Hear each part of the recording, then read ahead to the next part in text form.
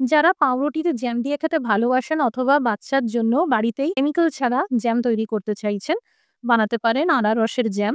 খুব সুন্দর খেতে হয়, সারা বছর সংরক্ষণ করতে পারবেন। এখানে একটা গোটা আনারসের অর্ধেকটা দিয়ে বানানো হয়েছে। আপনারা চাইলে গোটা আনারস ব্যবহার করতে পারেন।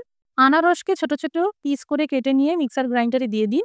ভালো করে পেস্ট করে নিয়ে এবার এই আনারসের জুস কড়াইতে দিয়ে দিন। হাই ফ্লেম রেখেই ৫ মিনিট মতন ফুটিয়ে নিন। এই পর্যায়ে দিয়ে দিতে হবে চিনি। আধখানা আনারস দিয়ে করলে ১ কাপ চিনি যথেষ্ট। গোটা আনারস দিয়ে করলে ২ কাপ মতন চিনি লাগতে পারে। বেশ ১০ মিনিট পর দেখবেন জ্যাম ঘন হতে শুরু করেছে।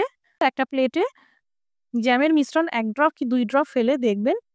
মিশ্রণ যদি গড়িয়ে না যায় বুঝবেন ঘনত্ব ঠিক আছে। এবার আঁচটা বন্ধ করে দিন আর আধখানা পাতিলেবুর রস দিয়ে দিন। এটা প্রিজারভেটিভ এর কাজ করবে। জ্যামের মিশ্রণে ফাঙ্গাস ধরতে দেবে না, সারা বছর ভালো রাখবে। শুকনো পরিষ্কার বয়ামে জ্যাম ভরে রাখবেন। জ্যাম বের করার সময় ভিজে চামচের ব্যবহার করবেন না, তাহলে সারা বছর জ্যাম ভালো থাকবে।